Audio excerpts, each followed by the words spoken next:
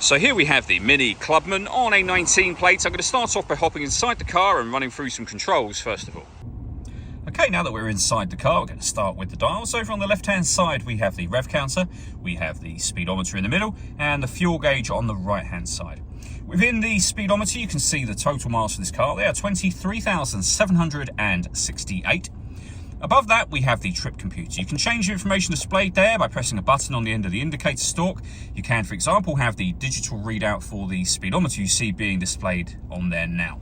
If we back out to the steering wheel, we have cruise control and speed limiter, stereo and phone controls on the right-hand side. The phone controls can only be used after you pair the phone up to the car, which is done on the touchscreen in the center just here. Hit the phone icon and then manage mobile devices. And from there you can pair your own device.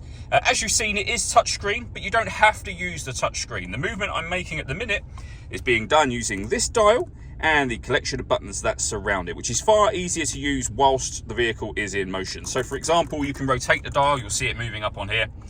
You can push the dial down to enter a menu.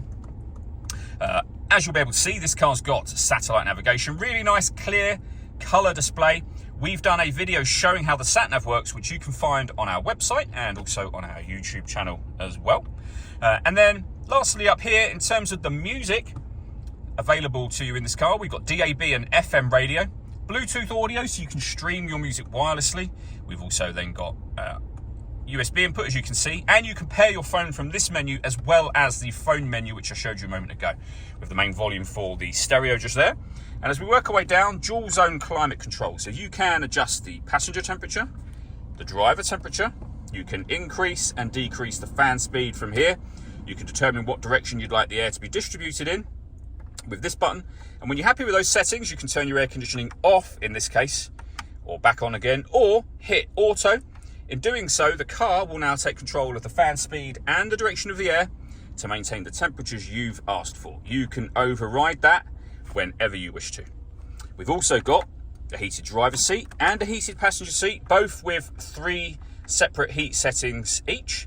Underneath that, we can put the car into green mode, sport mode, and normal. So we've got sport there, mid, which is your everyday driving, and green as well. We can also turn off our traction control, start and stop the engine, of course, from here. And this button turns off the stop and start, which is a different thing altogether. This car is designed to cut out when it's stationary in traffic to save you fuel.